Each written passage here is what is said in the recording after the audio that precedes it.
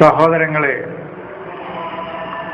2-ാം അധ്യായം 25-26 വചനങ്ങളാണ് നമ്മളിവിടെ ഓതി കേൾപ്പിച്ചത്. 25-ാമത്തെ വചനത്തിൽ അള്ളാഹു പറയുന്നത്, വബശ്ശിർ, നീ സന്തോഷ വാർത്ത അറിയിക്കുക. ആദ്യം അതിന്റെ മലയാളത്തിലുള്ള നേർക്കു പരിഭാഷ ഒന്ന് വായിക്കാം. സമാധാനത്തിൽ ജീവിക്കുകയും അതോടൊപ്പം സമാധാനം നൽകുകയും ചെയ്യാം. പരിഷ്കരണ പ്രവർത്തികൾ ചെയ്തുകൊണ്ടിരിക്കുകയും ചെയ്യുന്നവർക്ക് നീ സന്തോഷ വാർത്ത അറിയിക്കുക. എന്തെന്നാൽ അവരുടെ അധീനതയിൽ എല്ലാ സൗകര്യങ്ങളുമുള്ള സ്വർഗങ്ങളുണ്ടായിരിക്കുമെന്നും അതിൽ നിന്നും അവർക്ക് ഏതൊരു പ്രവർത്തന ഫലം നൽകപ്പെട്ടപ്പോഴും ഇതെല്ലാം മുമ്പ് നമുക്ക് നൽകപ്പെട്ടതാണെന്ന് പറയുകയും അവർക്ക് തത്തുല്യമായത് നൽകപ്പെട്ടിരിക്കുകയും ചെയ്തിരിക്കുന്നു. പരിശുദ്ധരായ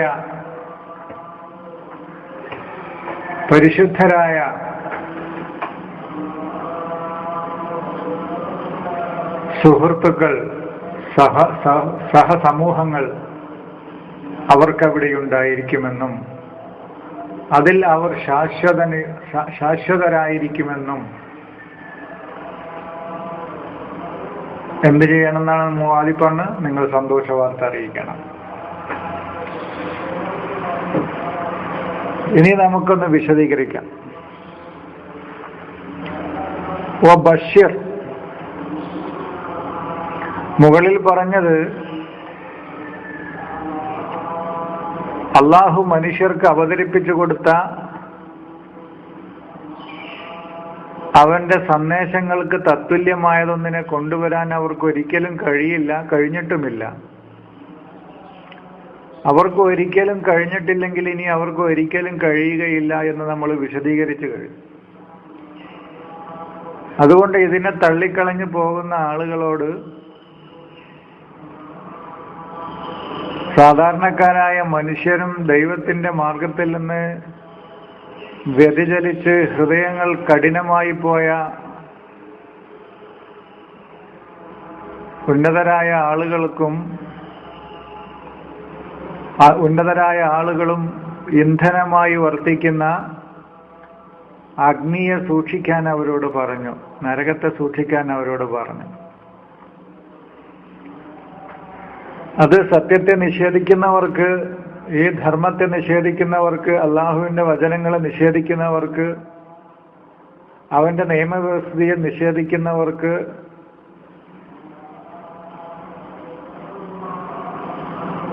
ഒരുക്കി വെക്കപ്പെട്ടതാണ്, തയ്യാർ ചെയ്യപ്പെട്ടതാണെന്നും നമ്മൾ പറഞ്ഞു.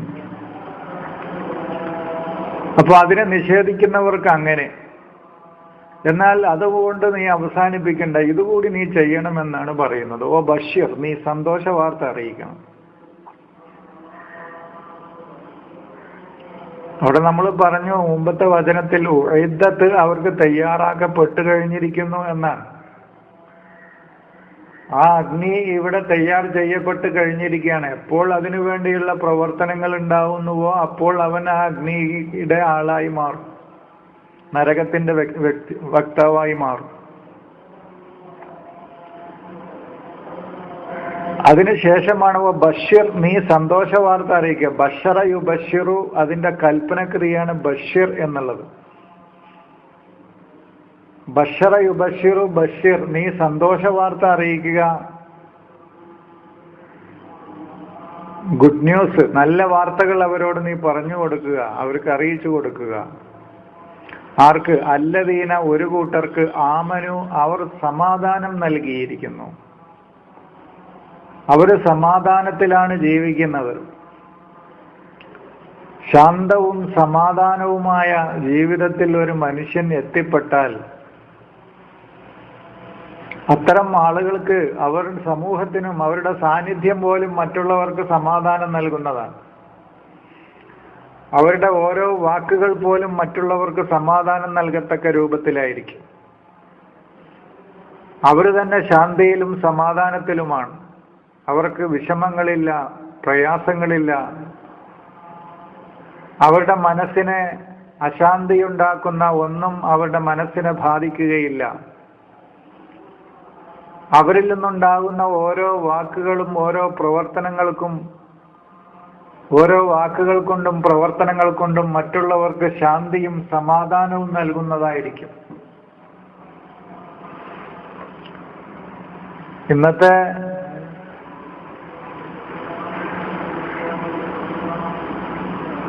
പുരോഹിതന്മാർ പറയുന്നത് പോലെയല്ല ഇന്നത്തെ കുറ്റം പറയല്ല ഇന്നത്തെ നമ്മുടെ വയലുകളും പ്രസംഗങ്ങളും ഖുതുബകളും അവരുമായി സംസാരിക്കുമ്പോഴൊക്കെ നമുക്ക് ബേജാറാക്കിയിട്ടേ നമ്മളെ വിടുള്ളൂ. ഒരുതരം അസ്വസ്ഥനാക്കിയിട്ടേ നമ്മളെ വിടുള്ളൂ. ഒരുതരം പ്രയാസത്തിലാക്കിയിട്ടേ നമ്മളെ വിടുള്ളൂ. ആകെ ബേജാറായിട്ട്. നിസ്കരിക്കുകയാണെങ്കിൽ തന്നെ നിസ്കാരം ശരിയായോ ശരിയായില്ലേ എന്നുള്ള ബേജാർ.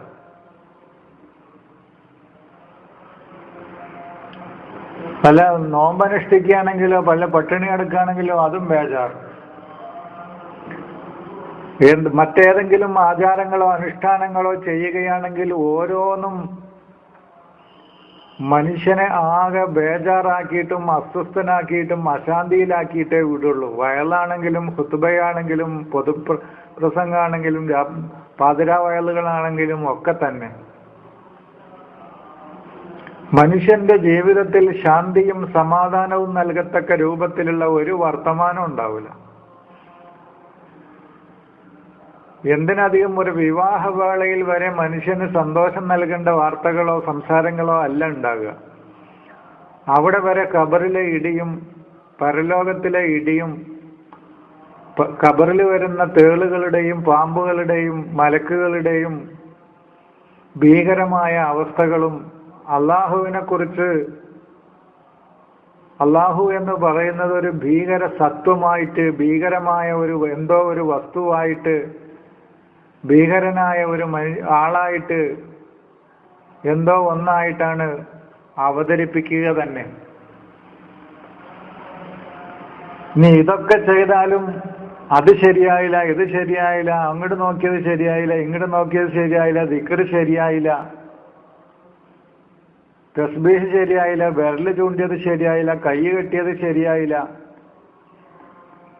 ഒളു എടുത്തത് പൂർണ്ണമായിട്ടും ശരിയായിട്ടില്ല എന്നും മടമ്പും കാലമും വെള്ളം ആയോ ആയില്ലേ, നിയ്യത്ത് ചെയ്തോ ചെയ്തില്ല, ഇങ്ങനെ അനവധി മനുഷ്യനെ അസ്വസ്ഥനാക്കുന്ന വർത്തമാനങ്ങളും വാക്കുകളുമാണ് ഇന്നത്തെ ഒരുതരം നിഷ്ക്രിയനാക്കാണ്, ഒരുതരം മാനസിക രോഗിയാക്കുന്ന രൂപത്തിലാണ് നമ്മുടെ പ്രസംഗങ്ങളും നമ്മുടെ വയലുകളും പാതിരാ വയലുകളും ഒക്കെ. എന്നാൽ അള്ളാഹുവിന്റെ സന്ദേശത്തെ മനസ്സിലാക്കിയ ആളുകൾ, അള്ളാഹുവിനെ തിരിച്ചറിഞ്ഞ ആളുകൾ, അവന്റെ നിയമവ്യവസ്ഥിതിയെ തിരിച്ചറിഞ്ഞ ആളുകൾക്ക് അവർക്ക് ബോധ്യപ്പെടും അള്ളാഹുവിന്റെ വ്യവസ്ഥതയിൽ നിന്ന് അള്ളാഹുവിന്റെ മാർഗത്തിൽ നിന്ന് മുന്നോട്ട് പോകാൻ നമുക്ക് അതിന്റെ പരിധി ലംഘിച്ചുകൊണ്ട് അപ്പുറത്തേക്ക് പോകാൻ നമുക്ക് കഴിയില്ല. അതുകൊണ്ട് അള്ളാഹുവിന്റെ വ്യവസ്ഥിതിക്കനുസരിച്ച് അവന്റെ നിയമവ്യവസ്ഥിതിക്കനുസരിച്ച് അവന്റെ പ്രാപഞ്ചിക വ്യവസ്ഥിതിക്കനുസരിച്ച് നമുക്ക് ജീവിച്ച് മുന്നോട്ട് പോകാനേ നമുക്ക് കഴിയുകയുള്ളൂ എന്ന് അവൻ തിരിച്ചറിയുകയും അവന് ശാന്തമായി സമാധാനത്തോടുകൂടി ജീവിക്കുകയും ചെയ്യും. ആരോ പറഞ്ഞു കേട്ട ഒരു കഥ പറയാറുണ്ട്. തന്റെ സുഹൃത്തിന്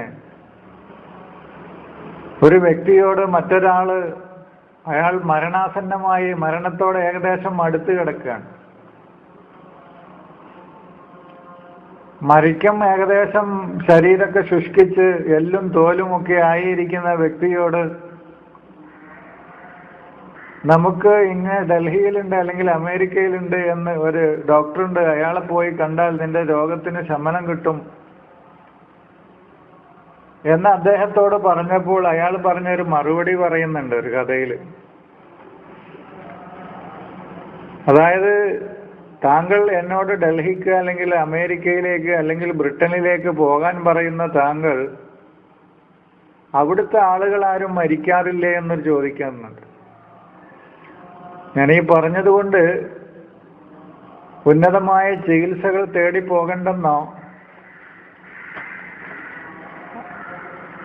ശസ്ത്രക്രിയ നടത്തണ്ടെന്നോ അല്ലെങ്കിൽ അവയവങ്ങൾ മാറ്റിവെക്കണ്ടെന്നോ എന്നൊന്നല്ല ഈ പറഞ്ഞതിൻ്റെ അർത്ഥം. ആധുനിക ചികിത്സാരീതികളൊന്നും ഉപയോഗിക്കണ്ട, അങ്ങനെ അങ്ങോട്ട് മരിച്ചു പോകണമെന്നാണ് പറഞ്ഞതെന്ന് തെറ്റിദ്ധരിക്കരുത്. പക്ഷെ എവിടെ പോയാലും അവനറിയാം തൻ്റെ രക്ഷിതാവിൻ്റെ വ്യവസ്ഥിതിക്കനുസരിച്ച്, അവൻ്റെ നിയമവ്യവസ്ഥിതിക്കനുസരിച്ച് ഈ പ്രപഞ്ചത്തിനൊരു നിയമവ്യവസ്ഥയുണ്ട്. അള്ളാഹു നിശ്ചയിച്ച ആ പ്രകൃതി വ്യവസ്ഥിതിക്കനുസരിച്ച് തനിക്ക് മുന്നോട്ട് പോകാൻ കഴിയുള്ളൂ, അതിനപ്പുറത്തേക്ക് തനിക്ക് പോകാൻ കഴിയില്ല എന്നൊരു തിരിച്ചറിവ് നേടുന്നതോടുകൂടി താൻ എവിടെ നിന്നാണ് വന്നതെന്നും താൻ എവിടേക്കാണ് പോകേണ്ടതെന്നും എന്ന ഉത്തമമായ ബോധ്യം എപ്പോഴും ഉറപ്പിക്കണം എന്നാണ് ഞാൻ പറഞ്ഞതിൻ്റെ അർത്ഥം. ആ മനസ്സിൽ ദുരാഗ്രഹങ്ങളോ ആ മനസ്സിനെ ചഞ്ചലപ്പെടുത്തുന്ന അശാന്തിയിലാക്കുന്ന മോഹങ്ങളോ അഹങ്കാരങ്ങളോ ഒന്നും ബാധിക്കാതെ എൻ്റെ രക്ഷിതാവിൻ്റെ, എൻ്റെ സൃഷ്ടാവിൻ്റെ അനുഗ്രഹങ്ങളും അവൻ്റെ നിയമവ്യവസ്ഥയ്ക്കും കീഴ്പ്പെട്ട് ജീവിക്കേണ്ടവനാണെന്നും അശാന്തിയിലായതുകൊണ്ടോ അസ്വസ്ഥനായതുകൊണ്ടോ അചഞ്ചലമായ ചഞ്ചലപ്പെടുന്ന മനസ്സിൻ്റെ ഉടമയായതുകൊണ്ടോ യാതൊരു കാര്യവുമില്ല എന്ന് അവൻ തിരിച്ചറിയുന്ന ഒരു തിരിച്ചറിവ് മനുഷ്യൻ നേടണം എന്നാണ് ഞാൻ ഈ പറഞ്ഞതിൻ്റെ അർത്ഥം. അങ്ങനെ നേടിക്കഴിയുമ്പോൾ താൻ ആരാണെന്നും താൻ എവിടെ നിന്നാണ് വന്നതെന്നും താൻ ഇനി എവിടേക്കാണ് പോകുന്നതെന്നും താൻ ജീവിക്കുന്ന ഈ പ്രപഞ്ചം ഏതൊരു വ്യവസ്ഥിതിയുടെ ആരുടെ വ്യവസ്ഥിതിക്ക് കീഴിലാണോ നിലകൊള്ളുന്നത് ആ വ്യവസ്ഥിതിക്ക് വിധേയനായി ജീവിക്കേണ്ടവനാണെന്നും താൻ അസ്വസ്ഥതപ്പെട്ടിട്ട് യാതൊരു കാര്യവുമില്ലെന്നും തിരിച്ചറിയുന്ന ഒരു വ്യക്തി ആ തിരിച്ചറിവ് നേടിക്കൊണ്ട് ഈ പറഞ്ഞ നിങ്ങൾ എത്ര വലിയ ഉന്നതമായ ചികിത്സ തേടിപ്പോകുന്നതിനും എനിക്ക് കുഴപ്പമില്ല എന്നാണ് ഞാൻ പറയുന്നത്. അദ്ദേഹം ചോദിച്ചതിൻ്റെ അർത്ഥം അത്ര തന്നെയുള്ളൂ. നിങ്ങൾ എന്നെ ഉന്നതമായ ചികിത്സയ്ക്ക് വേണ്ടി ഡൽഹിക്ക് കൊണ്ടുപോകാമെന്ന് പറയുന്നു. പറയുന്ന ആ സ്ഥലത്തെ ആളുകളോ ആ ആശുപത്രിയിലെ ആളുകളോ ഒന്നും മരിക്കുന്നില്ലേ? അവരൊക്കെ ചിരഞ്ജീവികളാണോ എന്നാണ് അദ്ദേഹം ചോദിച്ചത്. അതിനർത്ഥം അയാൾ ശാന്തമായ മനസ്സിന്റെ വളരെ ശാന്തമായ സമാധാനപൂർണമായ ഒരു മനസ്സിന്റെ ഉടമസ്ഥതയിലേക്ക്, ഒരു അവസ്ഥയിലേക്ക് അവൻ എത്തിക്കഴിഞ്ഞിരിക്കുന്നു എന്നാണ് ആ പറഞ്ഞതിൻ്റെ അർത്ഥം. ആരാണെങ്കിലും അതാണ് ഇർജിഇല റബ്ബിക്ക് റാളിയത്തം മർളിയ, സംതൃപ്തമായ ഒരവസ്ഥയിലേക്ക്. അതാണ് നഫ്സുൽ മുത്മഇന്ന എന്ന് പറഞ്ഞല്ലോ. മനുഷ്യർക്ക് സമാധാനം നൽകുന്ന ഒരു തത്വശാസ്ത്രം, ഒരു ഐഡിയോളജി. ആ ശാന്തമായ അവസ്ഥയിലേക്ക് അവൻ എത്തിച്ചേരണം. അതാണ് ഓ ബഷീർ. അത് എത്തിച്ചേരുന്ന ആളുകളോടാണ് പറയുന്നത് ഓ ബഷീരില്ലദീന ആമനു, ഭൂമിയിൽ സമാധാനപൂർണമായി ജീവിക്കുകയും സമാധാനം സമൂഹത്തിന് പ്രദാനിക്കുകയും ചെയ്യുന്ന ആളുകൾക്ക് നീ സന്തോഷവാർത്ത അറിയിക്കുക. വഅമിലു സാലിഹാത്തി, ആ അവസ്ഥയിൽ എത്തിയതുകൊണ്ട് നിർത്തരുത്. അവൻ സമൂഹത്തിന്റെ നന്മയ്ക്ക് വേണ്ടി, സമൂഹത്തിന്റെ പുരോഗതിക്ക് വേണ്ടി അവർ പ്രവർത്തിക്കുകയും ചെയ്തിട്ടുണ്ട്. അപ്പോൾ സമൂഹത്തിന്റെ വളർച്ചക്കും സമൂഹത്തിൽ പരിഷ്കരണവും പുരോഗതിയും കൊണ്ടുവരുന്നതിനും വേണ്ടി പ്രവർത്തിക്കുകയും ചെയ്ത ആളുകൾക്ക്, അപ്പൊ മുഅ്മിൻ എന്ന് പറഞ്ഞാൽ സ്വയം സമാധാനത്തിൽ ജീവിക്കുന്നവനും അവന്റെ സാന്നിധ്യവും അവന്റെ വാക്കുകളും അവന്റെ പ്രവൃത്തികളും ഒക്കെ മറ്റുള്ളവരിൽ നന്മയും സമാധാനവും ഉണ്ടാക്കി തീർക്കുന്നതുമാകുന്ന പ്രവർത്തനങ്ങൾക്ക് നടത്തുന്ന ആളുകളോട്, അത്തരം അവസ്ഥയിൽ ജീവിക്കുന്ന ആളുകളോട് നീ സന്തോഷവാർത്ത അറിയിക്കുക. ഈ ദൂതൻ, ആ ദൂതനോ അല്ലെങ്കിൽ ആ ദൂതോ രണ്ടുമാകാം. ഒരു ദൂത് പറയുന്ന ആള് അല്ലെങ്കിൽ ആ ദൂത് പറയുന്ന വ്യക്തിക്ക് ശേഷം പിന്നെ ആ ദൂത്, ആ സന്ദേശവാഹകനോ സന്ദേശമോ അവരോട്, അതാണ് വ്യക്തമായ ഒരു പ്രമാണത്തിന്റെ അടിസ്ഥാനത്തിൽ സംസാരിക്കണമെന്ന് പറയുന്നത്.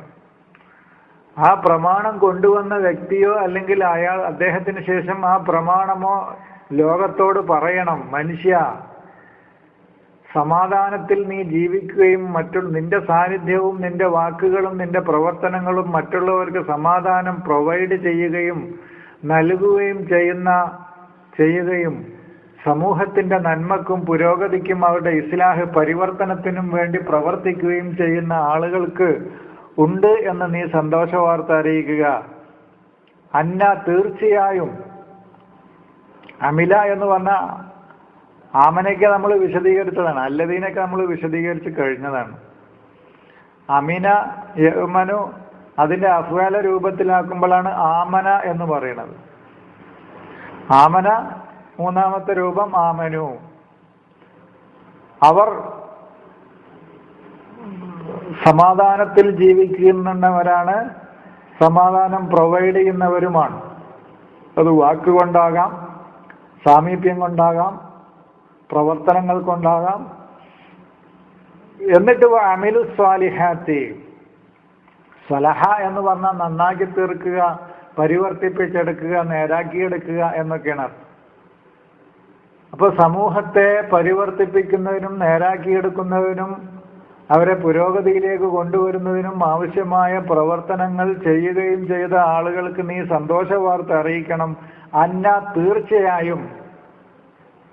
അന്ന നിങ്ങൾക്കറിയാം. അന്ന, തീർച്ചയായും. ലഹും, അവർക്കുണ്ട്.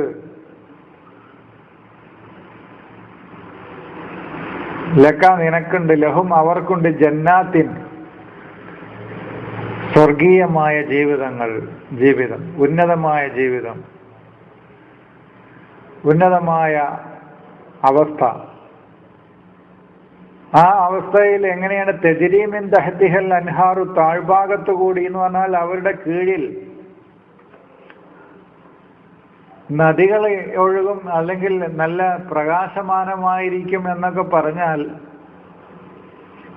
സർവ ഐശ്വര്യങ്ങളും ഉണ്ടായിരിക്കും എന്നാണ് പറഞ്ഞത്. അതാണ് ഞാൻ അങ്ങനെ അവരുടെ അധീനതയിൽ സർവ ഐശ്വര്യങ്ങളും ഉണ്ടായിരിക്കുമെന്ന് ഞാൻ പറഞ്ഞല്ലോ അർത്ഥം. അവരുടെ അധീനതയിൽ സർവ ഐശ്വര്യങ്ങളുമുള്ള സ്വർഗങ്ങൾ ഉണ്ടായിരിക്കുമെന്ന് നീ അവർക്ക് സന്തോഷ വാർത്ത അറിയിക്കണമെന്ന് ഞാൻ പറഞ്ഞത് അതാണ്. അത് രാഷ്ട്രീയക്കാരായ ആളുകൾ തന്നെ പറയുന്നുണ്ട്. ഇവിടെ തേനിന്റെയും പാലിന്റെയും പുഴയൊഴുക്കാമെന്നൊന്നും ഞങ്ങൾ പറയുന്നില്ല എന്ന് പറഞ്ഞാൽ സർവ്വ ഐശ്വര്യങ്ങളും കൊണ്ടുവരാമെന്ന് ഞങ്ങൾ പറയുന്നില്ല എന്നാണ്.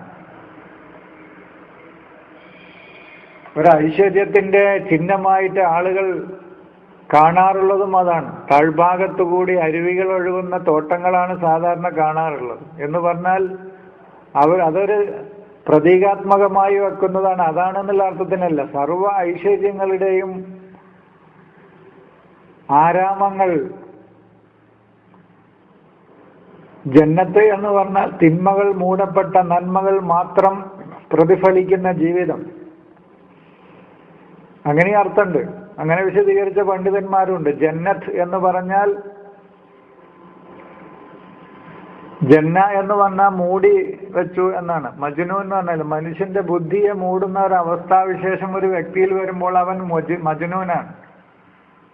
വിവേകവും സ്വബോധവും നഷ്ടപ്പെടുന്ന, മൂടിവെക്കപ്പെടുന്ന ഒരവസ്ഥ. മനുഷ്യൻ അവന്റെ പരിശ്രമങ്ങളെയും അധ്വാനങ്ങളെയും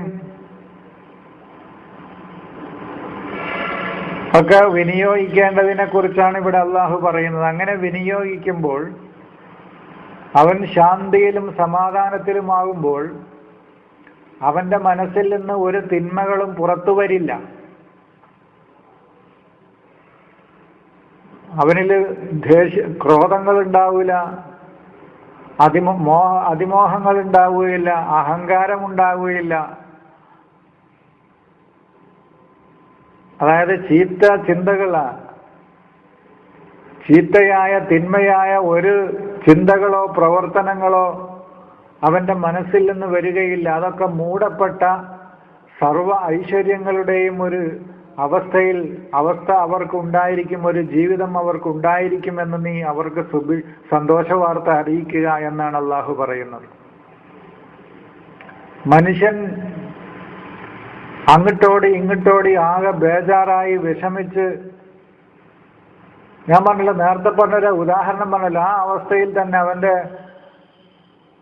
ഒരവയവം മുറിച്ചെടുത്ത് അങ്ങോട്ടയച്ച് ടെസ്റ്റ്, ഇങ്ങോട്ടയച്ച് അമേരിക്കയിലേക്ക് അയച്ച് ലണ്ടനിലേക്ക് അയച്ച്, അങ്ങനെ ഇവൻ ആകാശ്. മറ്റത് അതല്ല, അവൻ ഒരു ശാന്തമായ അവസ്ഥയിൽ എന്തൊക്കെ അയച്ചാലും അത് ദൈവത്തിന്റെ വ്യവസ്ഥിതിക്ക്, അവന്റെ നിയമവ്യവസ്ഥിതിക്ക് ഞാൻ കീഴ്പ്പെട്ടേ മതിയാവൂ എന്ന ബോധ്യം വന്ന വ്യക്തിക്ക് എവിടേക്ക് അയച്ചാലും അതിന്റെ റിസൾട്ട് എന്ത് തന്നെ ആയാലും അവനെ അലട്ടുകയില്ല.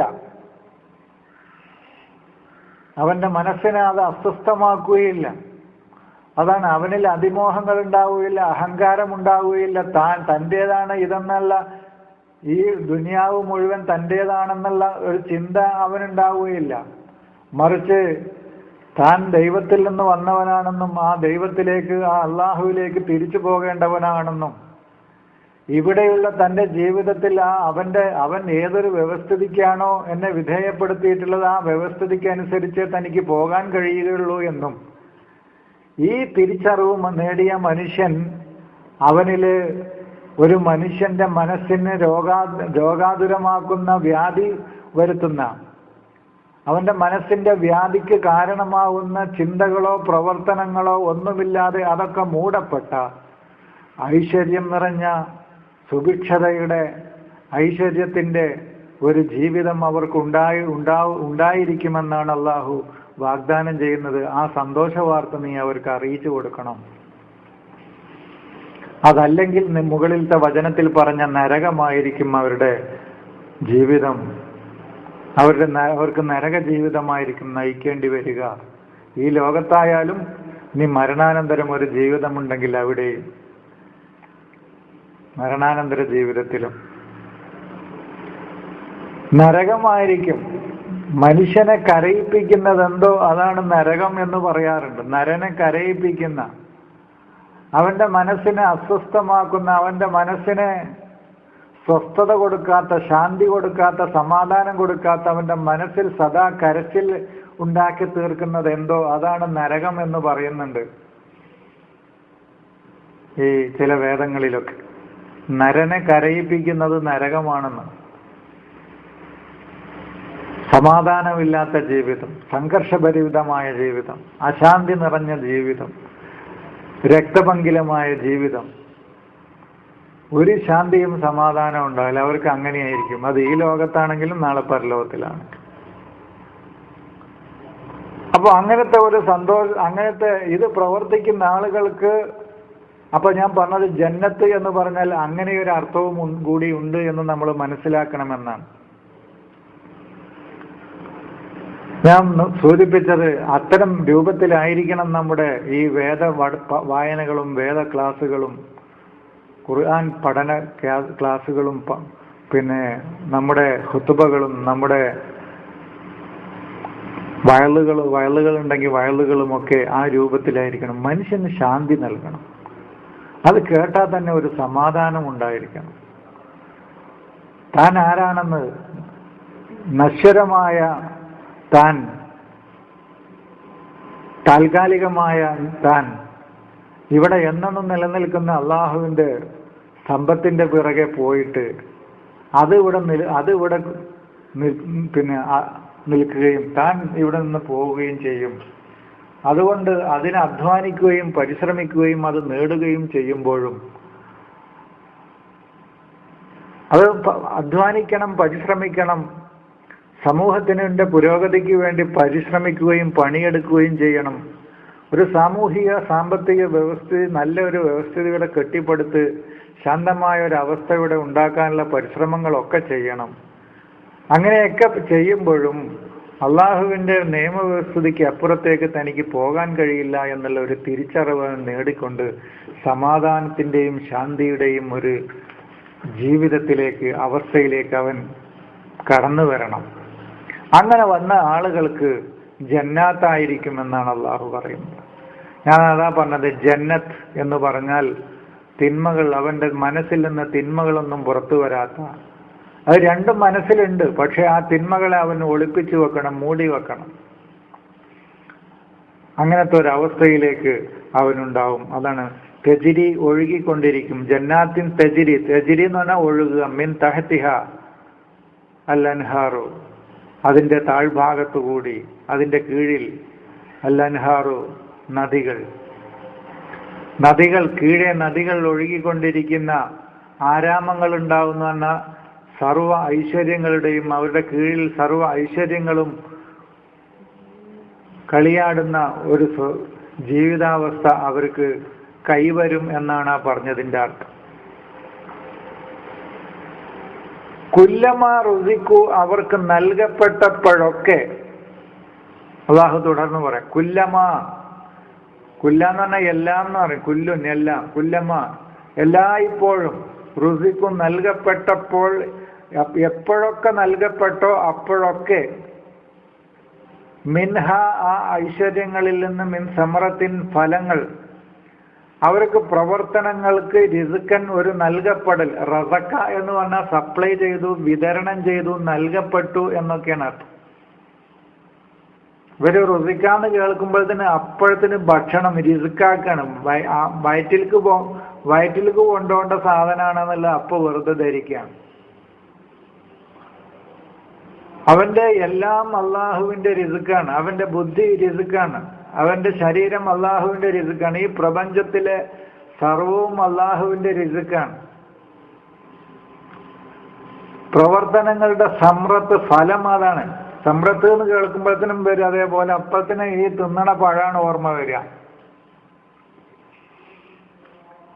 സമ്രത്ത് എന്ന് കേൾക്കുമ്പോഴത്തേന് മനുഷ്യന് തിന്നാനുള്ള പഴം എന്നാണ് അപ്പോഴത്തിന് നമ്മുടെ മനസ്സിലേക്ക് ഓർമ്മ വരുന്നത്.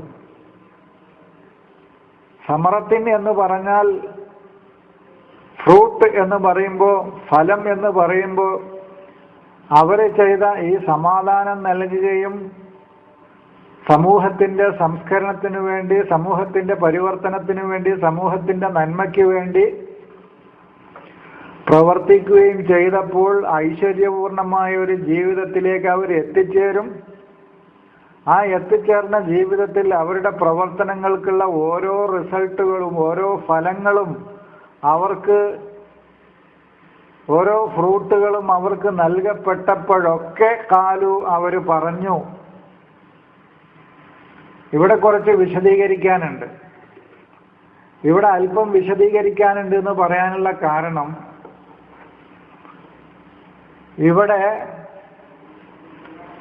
ഇവിടുന്ന് അങ്ങോട്ട് പറയുന്ന എല്ലാ ക്രിയകളും അല്ലാഹു മാളിയായ രൂപത്തിലാണ് പറഞ്ഞത്. നമ്മൾ അർത്ഥം പറയുമ്പോൾ അതേ രൂപത്തിൽ തന്നെ പറയാം. ഇനി പരലോകത്തിൽ അവർക്ക് നൽകപ്പെടും എന്ന് പിന്നെ അതിന്റെ വിശദീകരണത്തിൽ വേണമെങ്കിൽ നിങ്ങൾ എഴുതിക്കോളൂ, അത് കുഴപ്പമില്ല. വിശുദ്ധ ഖുർആനിനെ ദുർവ്യാഖ്യാനം ചെയ്യാൻ വേണ്ടി, അള്ളാഹുവിന്റെ വചനത്തെ തെറ്റായി വ്യാഖ്യാനിക്കാൻ വേണ്ടി തങ്ങളുടെ താല്പര്യങ്ങൾക്കനുസരിച്ച് വ്യാഖ്യാനിച്ചൊപ്പിക്കേണ്ട ആവശ്യമില്ല എന്നാണ് ഞാൻ സൂചിപ്പിച്ചത്. അത് നമുക്ക് മനസ്സിലായിട്ടില്ലെങ്കിൽ മനസ്സിലായിട്ടില്ല എന്ന് പറയാം, ഒരു കുഴപ്പമില്ല. നേരെ മറിച്ച് ദൈവത്തിന്റെ വചനത്തെ, ദൈവത്തിന്റെ സന്ദേശത്തെ തങ്ങളുടെ ഇംഗിതത്തിനും തങ്ങളുടെ ഇഷ്ടത്തിനും അനുസരിച്ച് വ്യാഖ്യാനിക്കുകയും വിശദീകരിക്കുകയും ചെയ്യുന്നത് ശരിയല്ല എന്നാണ് ഞാൻ സൂചിപ്പിച്ചത്. അപ്പോ കുല്ലമാ റുസിക്കു അവർക്ക് നൽകപ്പെട്ടപ്പോൾ എന്ന് പറയുമ്പോൾ, കുല്ലമാ റുസിക്കു അവർക്ക് നൽകപ്പെടുമ്പോൾ എന്ന് നമ്മൾ പറയേണ്ട ആവശ്യമില്ല.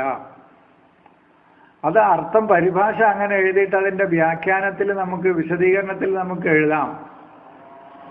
അവിടെ റുസിക്കു എന്ന് പാസ്റ്റ് ടെൻസിൽ മാളിയിലാണ്, കഴിഞ്ഞു പോയ കാലത്താണ് രൂപത്തിലാണ് പറഞ്ഞിട്ടുള്ളതെങ്കിലും അതിനി പരലോകത്ത് വരാനുള്ളതാണ് എന്ന് നമുക്ക് വിശദീകരിച്ച് എഴുതാം, അത് കുഴപ്പമില്ല. ഇപ്പൊ സൂറത്ത് സുമറിലെ ആയത്തുകൾ എടുത്തിട്ട് ചില ആളുകൾ എന്നോട് ചോദിക്കുകയുണ്ട്, സൂറിൽ ഊതപ്പെടുന്ന കാലഘട്ടത്തിൽ ആകാശഭൂമികളിൽ ആളുകൾ മുഴുവൻ ബോധം കെട്ട് വീഴുകയും അള്ളാഹു ഉദ്ദേശിച്ച ആളുകളല്ലാത്ത, പിന്നെ ഒരു ഊത്തും കൂടി ഊതുമ്പോൾ അവരെല്ലാവരും എണീറ്റ് നോക്കിക്കൊണ്ടിരിക്കുകയും ചെയ്യും എന്ന് പറയുന്ന ആയത്തുണ്ടല്ലോ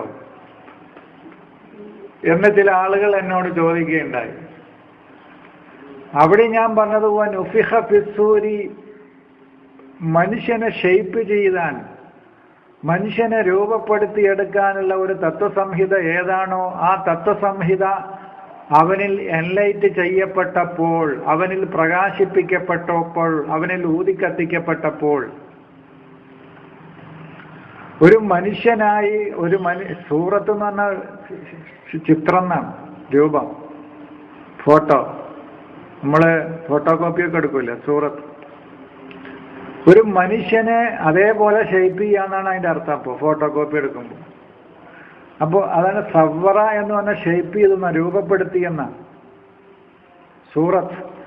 അപ്പൊ മനുഷ്യനെ ഏതൊരു യഥാർത്ഥ മനുഷ്യനായി അവന്റെ എല്ലാവിധ ഗുണങ്ങളും പുറത്തെടുത്തുകൊണ്ട്, എല്ലാ നന്മകളും അവനിൽ നിന്ന് പുറത്തെടുത്തുകൊണ്ട്, തിന്മകളെ മുഴുവൻ അവനിൽ നിന്ന് മൂടിവെക്കപ്പെട്ട് നന്മകളെ മുഴുവൻ പുറത്തെടുത്ത് ഒരു നല്ല മനുഷ്യനായി അവനെ രൂപപ്പെടുത്തിയെടുക്കാനുള്ള ആ സന്ദേശം അവനിൽ എൻലൈറ്റ് ചെയ്യപ്പെട്ടു, അവനിൽ ഊതിക്കത്തിക്കപ്പെട്ടു എന്നാണ് പറഞ്ഞത്.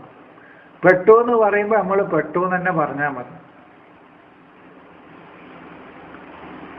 അപ്പോഴാണ് അവരിൽ ഉന്നതവും താഴെത്തട്ടിലുമുള്ളതായ ആശയപരമായ ഒരു സംഘട്ടനം അവിടെ നടന്നത്. അവരിൽ അതൊക്കെ സംഭവിച്ചു. പിന്നെ ഒരു പ്രാവശ്യം കൂടി അവരെ എൻലൈറ്റ് ചെയ്യപ്പെടേണ്ട, അവരെ ഒരു മനുഷ്യനായി രൂപപ്പെടുത്തിയെടുക്കേണ്ട ആ സന്ദേശം അവരിൽ ഊതിക്കത്തിക്കപ്പെട്ടപ്പോൾ അവർ കാര്യങ്ങൾ ഒന്നുകൂടി വ്യക്തമായി കാണാൻ തുടങ്ങി. ഫൈദാഹും ഖിയാമുൻ യൻളുറൂൻ. ഇവിടെ നമ്മൾ പറഞ്ഞ നുഫിഖ, സഇഖ, നുഫിഖ എന്ന് പറഞ്ഞതൊക്കെ എന്താണ്? 3 മാളിയായ ഫീലുകളാണ് വന്നത്. അത് അതേപോലെ തന്നെ നമ്മൾ എഴുതുക. ഇനി ഇങ്ങോട്ട് പറയാം, ഇനി മനുഷ്യൻ അവസാന കാലഘട്ടത്തിൽ സൂറിൽ ഊതപ്പെടുന്നതിനെ കുറിച്ചാണ് ഈ പറഞ്ഞത് എന്ന് പറഞ്ഞിട്ട് ഒരു കാഹളത്തിൽ ഊതുന്നതാണ് നിങ്ങൾ വിശദീകരണം എഴുതിക്കോളൂ, കുഴപ്പമില്ല. സൂർ എന്ന് പറഞ്ഞാൽ കാഹളാണെന്ന് എഴുതിക്കോളൂ. ആ വേർഡിന്റെ അർത്ഥം മാറ്റിയിട്ട് സൂറെന്ന കാഹളം എന്ന് പറഞ്ഞോളൂ, ഒരു കുഴപ്പമില്ല, വിശദീകരണത്തിൽ പറഞ്ഞോളൂ.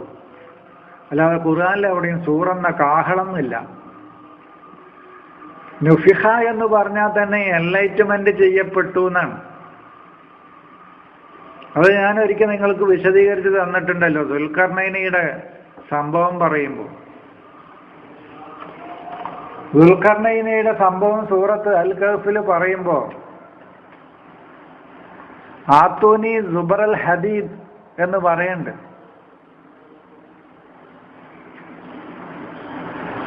അവര്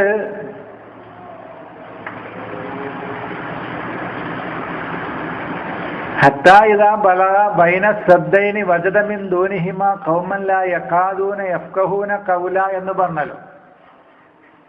ഇത് സംഭവം ഒരുപാട് വിശദീകരിക്കേണ്ടി വരും, വിശദീകരണം ആവശ്യമാണെന്ന് നിങ്ങൾ പറയുന്നുണ്ട്. അങ്ങനെയാകുമ്പോൾ നമുക്ക് പെട്ടെന്ന് തന്നെ പറഞ്ഞു പോകാനും കഴിയില്ല. ഹത്താ ഇദാ ബലഗ, അങ്ങനെ അദ്ദേഹം എത്തിയപ്പോൾ, ബൈന സദ്ദൈനി, 2 മതിൽക്കെട്ടുകൾക്കിടയിൽ 2 മതിൽക്കെട്ടുകൾക്കിടയിൽ വജദ മിൻ ദൂനിഹിമ,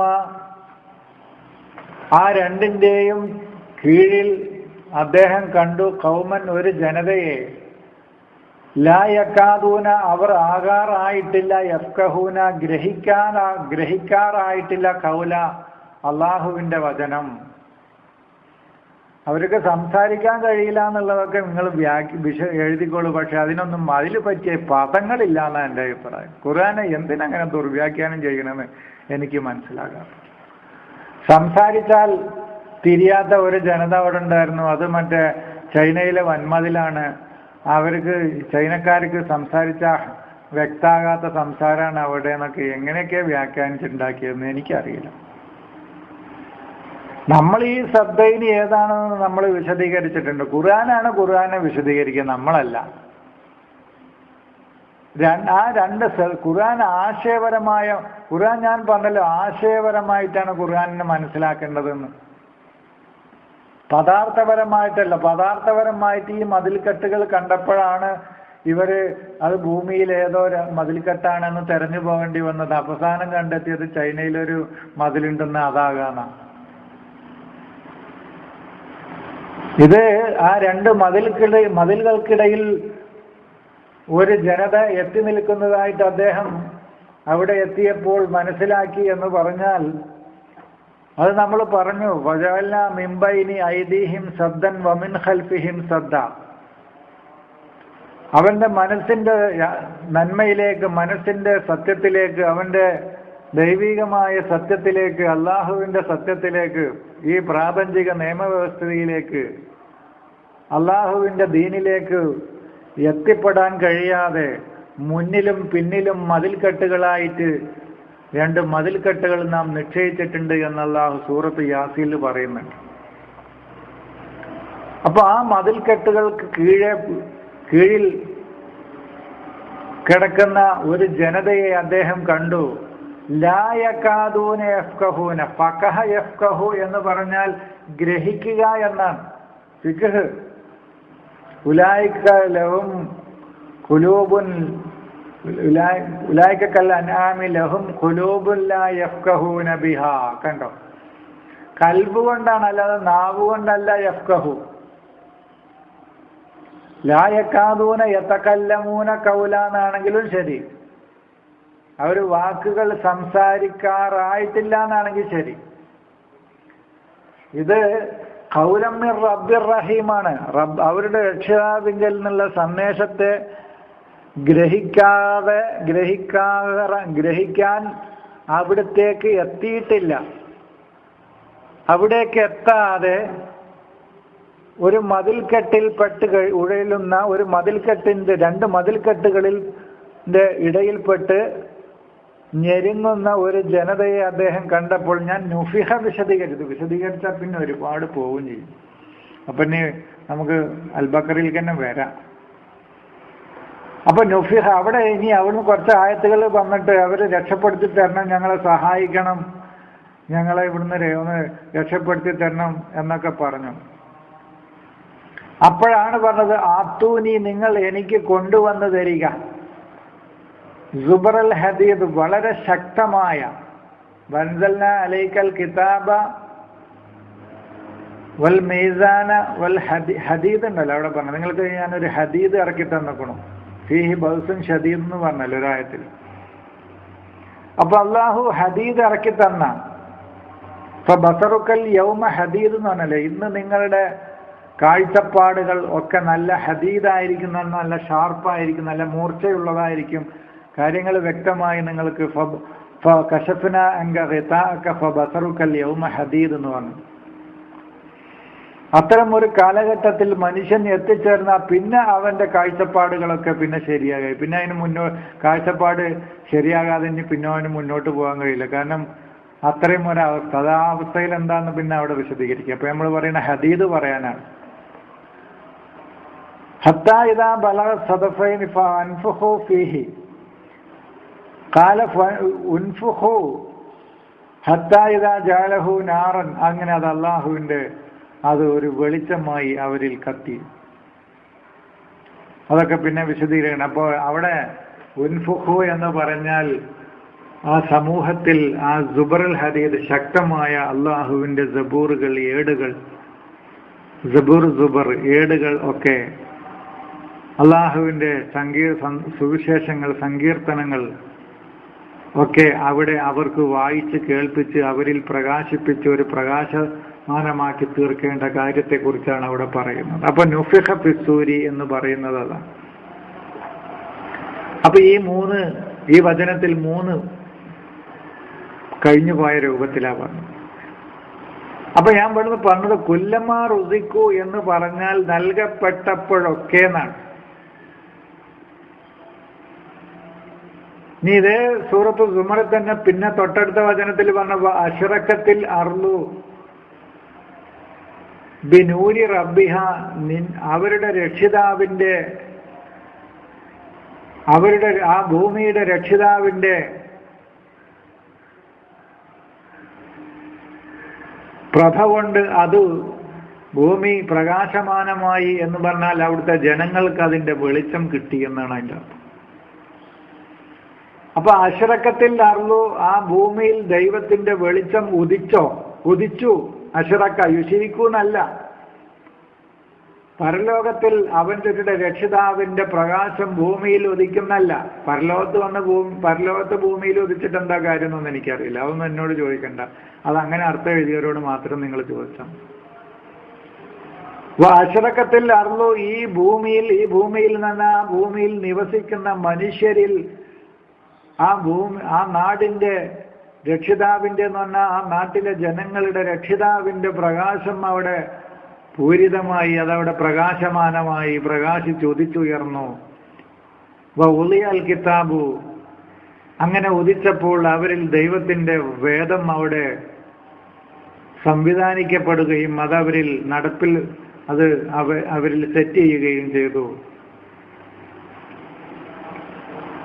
മുളിയ, അവിടെ അതന് സെറ്റ് ചെയ്യപ്പെട്ടു. ഇന്ന ഔവല ബൈത്തിൻ മുളിയൽ ഇന്നാസി എന്ന് പറഞ്ഞല്ലോ. മനുഷ്യർക്ക് ആദ്യമായി ഇവിടെ നടപ്പിലാക്കപ്പെട്ട അള്ളാഹുവിന്റെ അവ്വല ബൈത്ത്, ആദ്യത്തെ അവന്റെ വ്യവസ്ഥിതി, അതായത് ഇസ്ലാം എന്നാണ്. അതാണ് ബുലിയ. അപ്പൊ വളാൽ മീസാൻ എന്ന് പറഞ്ഞല്ലോ, മീസാൻ സെറ്റ് ചെയ്തിട്ടുണ്ട്. ഈ പ്രപഞ്ചത്തിന് ഒരു സന്തുലിതാവസ്ഥ അവൻ നിശ്ചയിച്ച് സെറ്റ് ചെയ്തിട്ടുണ്ട്. അതിവിടെ നടപ്പിൽ ആക്കപ്പെട്ടിട്ടുണ്ട്. അപ്പൊ വേദം ഇത് ഉദിക്കുകയും വേദം ആ സമൂഹത്തിൽ സംവിധാനിക്കപ്പെട്ടു കഴിയുകയും ചെയ്തിരിക്കുന്നു. വജീഅ ബിന്നബിയ്യീന വശുഹദാഇ, വജീഅ ബിന്നബിയ്യീന, ഇതിന്റെ നടത്തിപ്പുകാരായ പ്രവാചകന്മാരെയും അതിന്റെ ജീവിത സാക്ഷികളായ ആളുകളെയും കൊണ്ടുവരപ്പെട്ടു എന്ന് പറഞ്ഞാൽ അതിന്റെ ആളുകളൊക്കെ രംഗത്തുണ്ടായി. ഇത് ലോകത്തോട് പറയുന്ന പ്രവാചകന്മാർ ഉണ്ടായി, അവിടെ വന്നു. ഈ വേദം കിട്ടിയപ്പോൾ, അത് സംവിധാനിക്കപ്പെട്ടപ്പോൾ ആ വേദത്തിന്റെ ജീവിത സാക്ഷികൾ അവിടെ അവിടെ കൊണ്ടുവരപ്പെട്ടു എന്ന് പറഞ്ഞാൽ അവരും ആ സമൂഹത്തിൽ ഉയർന്നു വരപ്പെട്ടു.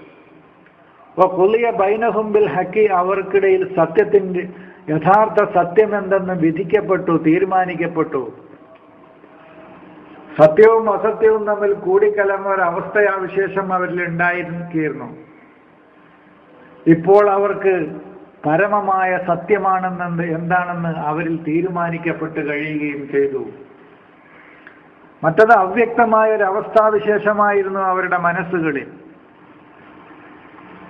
ദൈവത്തിന്റെ പരമമായ സത്യം ഏതാണെന്ന് അവർക്കിടയിൽ ഖുളിയ തീരുമാനിക്കപ്പെട്ട് കഴിയുകയും ചെയ്തു, വിധിക്കപ്പെട്ട് കഴിയുകയും ചെയ്തു. അതിന് തീരുമാനമായി. വഹും ലാ യുളലമൂൻ, അവർ ആക്രമിക്കപ്പെടുകയില്ല, അവരോട് അനീതി കാണിക്കപ്പെടുകയില്ല. കാരണം പരമമായ സത്യം ഏതാണെന്നും ഓരോ മനുഷ്യന്റെയും അവകാശങ്ങൾ എന്താണെന്നും തന്റെ അവകാശം എന്താണെന്നും ഉള്ളതൊക്കെ അവിടെ തീരുമാനിക്കപ്പെട്ട് കഴിഞ്ഞ അവസ്ഥയിൽ ഇനി അവർ ആരും ആക്രമിക്കപ്പെടുന്ന ഒരു സ്ഥിതിവിശേഷം, ഇനി അവിടെ അനീതി കാണിക്കപ്പെടുന്ന ഒരു അവസ്ഥവിശേഷം, ലാ യുളലമൂൻ, ആക്രമിക്കപ്പെടുകയോ ചെയ്യുന്ന ഒരവസ്ഥാവിശേഷം ഇവിടെ ആക്രമിക്കപ്പെടുകയില്ല എന്നാണ്. മറ്റൊരു സൂറത്ത് അൽ ബഖറയിൽ ഒരു സ്ഥലത്ത് പറഞ്ഞല്ലോ, റിബ ഒഴിവാക്കേണ്ടതിനെ കുറിച്ച് പറഞ്ഞതിന് ശേഷം ഇങ്ങനെ വിശദീകരിച്ച് പറഞ്ഞപ്പോൾ ലാ തളിലിമൂന വലാ തുളിലമൂൻ, നിങ്ങൾ ആക്രമിക്കാനും പാടില്ല, ആക്രമിക്കപ്പെടാനും പാടില്ല. അങ്ങനത്തെ ഒരു സാമ്പത്തിക വ്യവസ്ഥിതിയെ കൊണ്ടുവരലാണ്, അങ്ങനത്തെ ഒരു സാമ്പത്തിക വ്യവസ്ഥിതി കൊണ്ടുവരലാണ് റിബ സമൂഹത്തിൽ നിന്ന് ഒഴിവാക്കുക അരിബ സമൂഹത്തിൽ നിന്ന് ഒഴിവാക്കുക എന്താണെന്ന് പറഞ്ഞാൽ എന്ന് നമ്മൾ അവിടെ വിശദീകരിച്ചു. അപ്പൊ ഞാൻ പറഞ്ഞത് അഷ്റക അൽ അർളു ബിനൂരി റബ്ബിഹ, അഷ്റക മാലിയാണ്, ഉളിയ മാലിയാണ്, ജിയ മാലിയാണ്, കുലിയ മാലിയാണ്. 4-5 എണ്ണം ഇതിൽ വന്നു. 1 2 3 4 എണ്ണം വന്നു. 4 3 7 വഫിയത്ത് കുല്ലു നഫ്സിൻ, എല്ലാ മനസ്സുകൾക്കും തന്നെ ഓരോ ഏതേത് തത്വശാസ്ത്രങ്ങൾ സ്വീകരിച്ച ആളുകളുണ്ടോ അവർക്കൊക്കെ അവരുടെ പ്രവർത്തനങ്ങളുടെ പൂർണ്ണമായ പ്രതിഫലം നൽകപ്പെടുകയും ചെയ്തു. മാഅമിലത്ത്, അവർ പ്രവർത്തിച്ചതിൻ്റെ. വഹു അഅലമു ബിമാ യഫ്അലൂൻ, അവർ എന്തൊക്കെയാണ് പ്രവർത്തിച്ചതെന്ന് അള്ളാഹുവിന് ഏറ്റവും നന്നായി അറിയുന്നവൻ അള്ളാഹു ആണല്ലോ. അതുകൊണ്ട് തന്നെ അവരുടെ പ്രവർത്തനങ്ങൾക്കൊക്കെ പൂർണ്ണമായ പ്രതിഫലം ഓരോ നഫ്സിനും, ഓരോ തത്വശാസ്ത്രവും, ഓരോ ഐഡിയോളജിയും സ്വീകരിച്ച ഓരോ മനുഷ്യനും അത് നൽകപ്പെട്ടു കഴിഞ്ഞു. അവിടെ നൽകപ്പെട്ടു കഴിഞ്ഞു എന്നാണ്. അപ്പൊ അതിലും 2 വന്നു. 7 2 9. ഇത് വിശദീകരിച്ച ഇന്നത്തെ ക്ലാസ് ഇതിൽ തന്നെ തീർക്കേണ്ടി വരും. അപ്പൊ അതുകൊണ്ട് ഞാൻ ഇനി കൂടുതൽ പറയുന്നില്ല. പിന്നെ അടുത്ത വചനത്തിൽ സൂറത്ത് സുമറിൽ വസീകല്ലദീന കഫറു ഇലാ ജഹന്നമ സുമറ, നിഷേധികളെ ആ അഗ്നിയിലേക്ക്, നരകാഗ്നിയിലേക്ക് കൂട്ടം കൂട്ടമായി നയിക്കപ്പെട്ടു. അപ്പൊ അതാണ് ഹത്താ ഇദാ ജാഉഹ, അങ്ങനെ അവരവിടെ എത്തിയപ്പോൾ ഫുതിഹത്ത് അബ്വാബുഹ, ഫുതിഹ സീക ഖാല, ഇങ്ങനെ പറഞ്ഞ് പിന്നെ തുടർന്ന് അങ്ങോട്ട് നിങ്ങൾ വായിച്ചു നോക്കിയാൽ മതി. 68 മുതൽ സുമർ 68 മുതൽ 80 74 വരെ. എന്നിട്ട് അവസാനം പറയുന്നത് 74-ാമത്തെ വചനം പറയുന്നത് വഖാലു അൽഹംദുലില്ലാഹില്ലദീ സദഖനാ വഅദഹു. വഖാലു, അവർ പറഞ്ഞു, അൽഹംദുലില്ലാഹില്ലദീ സദഖനാ, ഞങ്ങൾക്ക് സത്യമായി പുലർത്തി തന്ന അള്ളാഹുവിന് സർവസ്തുതിയും സർവ മഹത്വവും അള്ളാഹുവിനാവുന്നു എന്ന് പറഞ്ഞാൽ അവന്റെ വ്യവസ്ഥിതിക്കാവുന്നു.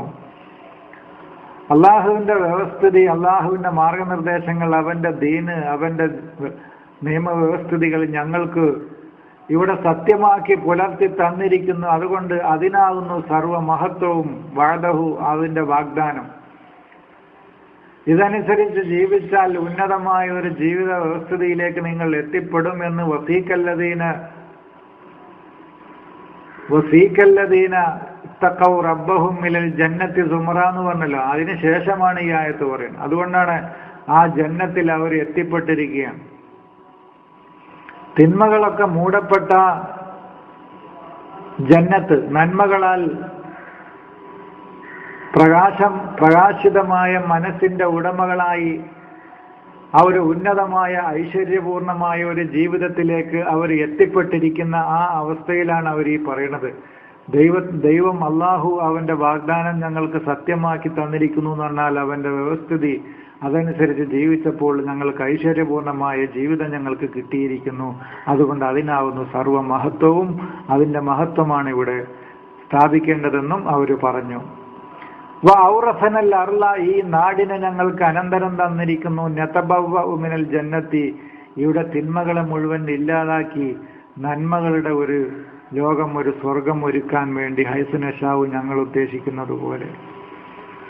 അപ്പൊ ഈ നാട്ടിൽ അവർക്ക് സ്വർഗമൊരുക്കാൻ വഔറസിന, ഞങ്ങൾക്ക് അനന്തരം തന്നിരിക്കുന്ന ആ അള്ളാഹുവിന് അവന്റെ വ്യവസ്ഥിതിക്കും സർവമഹത്വവും. എന്തിനെ അനന്തരം തന്നു? അർള, ഈ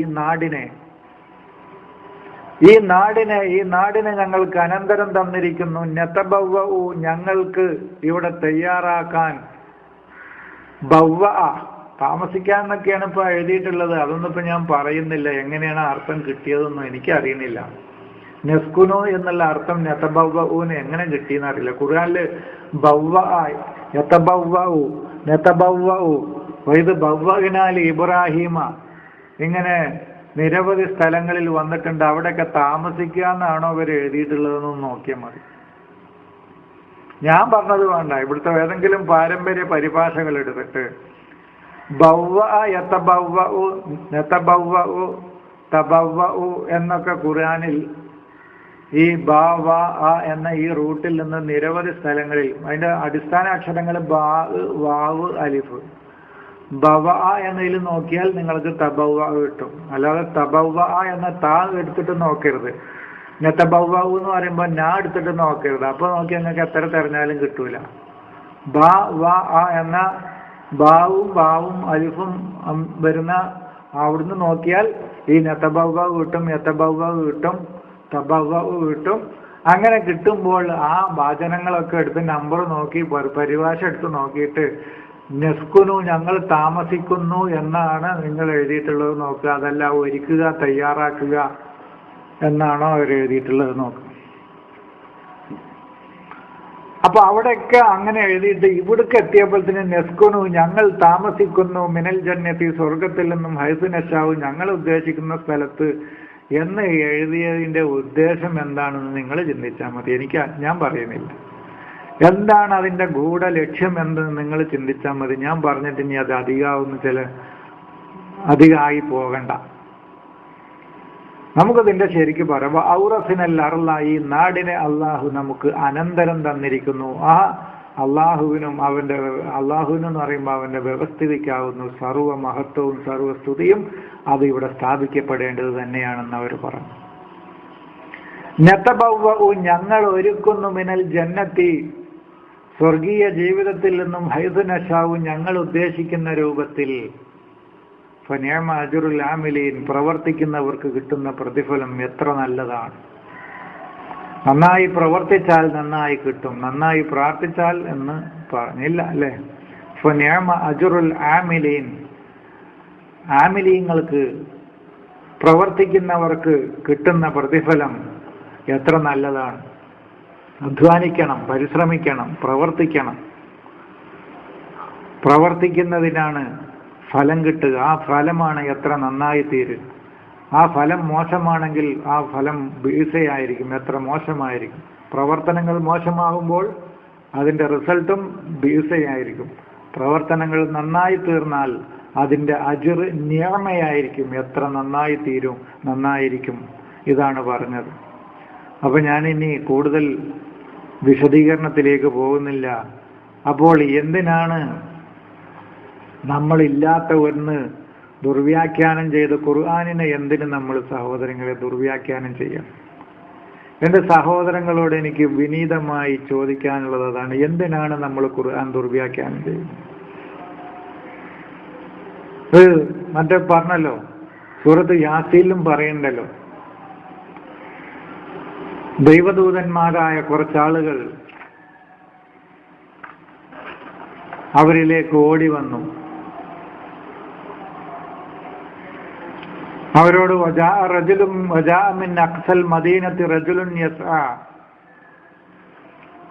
വളരെ പരിശ്രമിച്ചുകൊണ്ട്, ഈ ദീനിനു വേണ്ടി പരിശ്രമിച്ചുകൊണ്ട്, ആ ദീനിന്റെ ആ സംസ്കാരത്തിന്റെ ആത്യന്തികതയിൽ എത്തിയ ഒരു മനുഷ്യൻ അതിനുവേണ്ടി പരിശ്രമിച്ചു കൊണ്ടിരിക്കെ, അത് സമൂഹത്തിൽ പ്രചരിപ്പിക്കാൻ വേണ്ടി പരിശ്രമിച്ചു കൊണ്ടിരിക്കെ അദ്ദേഹം ആ ജനങ്ങളോട് പറഞ്ഞു, യാ ഖൗമി ഇത്തബിഉൽ മുർസലീൻ, ഈ ദൈവദൂതന്മാരെ നിങ്ങൾക്ക് എന്തുകൊണ്ട് പിന്തുടർന്ന് ജീവിച്ചുകൂടാ എന്ന് അവരോട് ചോദിച്ചു. ഇത്തബിഉ, നിങ്ങൾ പിന്തുടരൂ, മൻ ലാ യസ്അലുക്കും, നിങ്ങളോട് അവർ ചോദിക്കുന്നില്ല, അജ്റൻ, ഒരു ഫലവും ചോദിക്കുന്നില്ല. കാരണം അവർക്ക് ഫലം കൊടുക്കാൻ, പ്രതിഫലം കൊടുക്കാൻ അല്ലാഹുവാണ്, നിങ്ങളല്ല. വഹും മുഹ്തദൂൻ, പിന്നെ രണ്ടാമത്തെ അവരുടെ പിന്തുടരാനുള്ള അവരുടെ ക്വാളിഫിക്കേഷൻ എന്താ? അവർ മാർഗദർശനം, ദൈവത്തിന്റെ ഹിദായത്തിൽ ഉള്ള ആളുകളുമാണ്. അപ്പൊ രണ്ട് ഗുണങ്ങളാണ് നിങ്ങൾ അവരെ പിൻപറ്റൂ എന്ന് പറഞ്ഞത്. ഒന്ന്, മുർസലീങ്ങളാണ് അവർ, ദൈവത്തിന്റെ സന്ദേശമാണ് അവർ ലോകത്തോട് പറയുന്നത്, അവരുടേതല്ല. അവർ റസൂലാണ്. അവരുടെ ഇഷ്ടങ്ങളോ തന്നിഷ്ടങ്ങളോ സ്വേച്ഛകളോ അല്ല പറയുന്നത്. ദൈവത്തിന്റെ തത്വശാസ്ത്രങ്ങൾ വെച്ചിട്ടാണ്, ദൈവത്തിന്റെ സന്ദേശങ്ങൾ വെച്ചിട്ടാണ് അവർ ലോകത്തോട് പറയുന്നത്. ആ സന്ദേശവാഹകരാണ് അവർ. അതുകൊണ്ട് തന്നെ അവരെ നിങ്ങൾ പിന്തുടരുക. പിന്നെ പിന്തുടരാൻ അവർ കാരണം പറഞ്ഞത്, ഒന്ന്, ലാ യസ്അലുക്കും അജ്റൻ, കൂലി ചോദിക്കുന്നില്ല. കാരണം നിങ്ങൾക്ക് കൂലി കൊടുക്കാൻ കഴിയില്ല. അവർക്ക് കിട്ടേണ്ട കൂലി അവരുടെ രക്ഷിതാവിൽ നിന്നാണ്, അള്ളാഹുവിൽ നിന്നാണ്. അള്ളാഹുവിൽ നിന്നേ കൂലി ലഭിക്കുകയുള്ളൂ, അള്ളാഹുവിൽ നിന്നേ പരമമായ കൂലി കിട്ടുകയുള്ളൂ. മറ്റൊന്ന്, വഹും മുഹ്തദൂൻ, ഒന്നാമത്തെ അവർക്കുള്ള ഗുണം അവർ തന്നെ മാർഗദർശനത്തിലാണ്. ഈ മൂന്ന് ഗുണങ്ങളുള്ള ആ ആളുകളെ നിങ്ങൾ പിന്തുടരുക. അവിടെ പിന്തുടരുക എന്ന് പറഞ്ഞാൽ അവരുടെ ആശയത്തെ നിങ്ങൾ പിന്തുടരുക. അങ്ങനെ അങ്ങോട്ട് പറഞ്ഞു പോകുമ്പോൾ, ഇന്നി ആമൻതു ബിറബ്ബിക്കും ഫസ്മഊൻ, ഞാൻ നിങ്ങളുടെ രക്ഷിതാവിനെ ഉപയോഗിച്ചുകൊണ്ട് ഭൂമിയിൽ സമാധാനമുണ്ടാക്കുകയും ചെയ്യുന്നു. അതുകൊണ്ട് ഈ വർത്തമാനം നിങ്ങളൊന്ന് കേൾക്കുവീൻ. എന്ന് പറഞ്ഞപ്പോൾ ഖീല ദുഖുലിൽ ജന്നത, അദ്ദേഹത്തോട് പറയപ്പെട്ടു. ഇനി പരലോകത്തിൽ പറയപ്പെടുന്നതാണെങ്കിൽ അത് പറയപ്പെടുമായിരിക്കും, അതൊന്നും നമ്മൾ തർക്കിക്കണ്ട. പരലോകത്തിൽ ഇദ്ദേഹം എന്തായാലും സ്വർഗത്തിൽ പ്രവേശിക്കും. കാരണം ഇവിടുന്ന് അദ്ദേഹത്തോട് പറയപ്പെട്ടു ഉദ്ഖുലിൽ ജന്നത, നീ സ്വർഗത്തിൽ പ്രവേശിക്കുക, നീ സ്വർഗത്തിൽ പ്രവേശിക്കുക എന്ന് അദ്ദേഹത്തോട് പറയപ്പെട്ടു. കാല, അങ്ങനെ അദ്ദേഹം പ്രവേശിച്ചു കഴിഞ്ഞു. കാരണം ദൈവത്തെ ശാന്തിയുടെയും സമാധാനത്തിന്റെയും തന്റെ റബ്ബിനെ കുറിച്ച് തൃപ്തിപ്പെടുന്ന ഒരു അവസ്ഥാവിശേഷത്തിലേക്കും അവൻ എത്തിപ്പെട്ടു. ആ അവസ്ഥാവിശേഷത്തിലേക്ക് ഒരു മനുഷ്യൻ എത്തിപ്പെട്ടാൽ പിന്നെ അവന് ശാന്തമായ മനസ്സാണ്, അവന് സുഖമായി കിടന്നുറങ്ങും, അസ്വസ്ഥതയുടെ ഒരു പ്രശ്നമല്ല, ചഞ്ചലപ്പെടുന്ന ഒരു മനസ്സ് അവനുണ്ടാകുകയില്ല. ശാന്തമായ ജീവിതം, അവന്റെ സഹവാസം പോലും, അവന്റെ സംസാരം പോലും. അത്തരം മഹാന്മാരായ ആളുകളുണ്ട് നമ്മുടെ കഴിഞ്ഞുപോയ സമൂഹത്തിൽ, പല പ്രവാചകന്മാർ ഒക്കെ അതിൽപ്പെട്ടതാണ്. അതുപോലെ തന്നെ പല മഹാന്മാരും, പേരുകളൊന്നും നമ്മൾ പറയുന്നില്ല, അത്തരം ആളുകളുടെ പുസ്തകങ്ങളും മറ്റ് അവരുടെ ഗ്രന്ഥങ്ങളൊക്കെ വായിക്കുമ്പോൾ തന്നെ നമുക്കൊരു ശാന്തമായ അവസ്ഥ, ഒരു സമാധാനപൂർണമായ അവസ്ഥയായിരിക്കും. അപ്പോ നിങ്ങൾ ഒരു ഐശ്വര്യത്തിന്റെ ജീവിതത്തിൽ നിങ്ങൾ പ്രവേശിക്കുക. അപ്പൊ അയാൾ പറഞ്ഞു, യാ ലൈത ഖൗമി യഅലമൂൻ, എന്റെ ജനങ്ങൾ ഇതൊന്ന് അറിഞ്ഞിരുന്നുവെങ്കിൽ, ബിമാ ഗഫറ ലി റബ്ബി, എന്റെ റബ്ബ് എന്നെ സംരക്ഷിച്ച് എനിക്ക് തന്ന സംരക്ഷണത്തെ കുറിച്ചും, പൊറുക്കലിനത്തെ കുറിച്ചൊന്നും ഇവരെ എഴുതിയിട്ടുണ്ടായിക്കോട്ടെ, ഇനി അതിലും തർക്കിക്കണ്ട. ഇതൊക്കെ ഇവിടുന്ന് തന്നെ ഈ പരലോകം ഉണ്ടാകുന്നതിന് മുമ്പ് തന്നെ ഇവനിതൊക്കെ മനസ്സിലായോ എന്നാണ് ഞാൻ ചോദിക്കുന്നത്. ബിമാ ഗഫറ ലി റബ്ബി, എനിക്ക് വീഴ്ച തന്നു എന്നാണ് ഇവരുടെ അർത്ഥം. ആയിക്കോട്ടെ, പുറത്തു തന്നു, ഓക്കെ. അപ്പൊ ദൈവത്തിന്റെ സംരക്ഷണത്തിൽ അവൻ ആയി തീർന്നു. വജഅലനി, അവൻ എന്നെ ആക്കി തീർക്കുകയും ചെയ്തിരിക്കുന്നു. മിനൽ മുക്രമീൻ, ദൈവത്തിന്റെ ആദരവ്, ദൈവത്തിന്റെ അനുഗ്രഹവും ആദരവും ലഭിച്ച ആളുകളിൽ എന്നെ ഉൾപ്പെടുത്തുകയും ചെയ്തിട്ടുണ്ട് എന്ന് അവൻ തിരിച്ചറിവ് നേടിയപ്പോൾ അദ്ദേഹത്തിന്റെ പ്രതികരണമാണ്, അദ്ദേഹത്തിന്റെ മനസ്സിലുണ്ടായ ചിന്തയാണ്, ഇതെന്റെ ജനങ്ങളൊന്ന് തിരിച്ചറിഞ്ഞിരുന്നുവെങ്കിൽ. അപ്പൊ ഇതാണ് ഞാൻ പറയുന്നത്.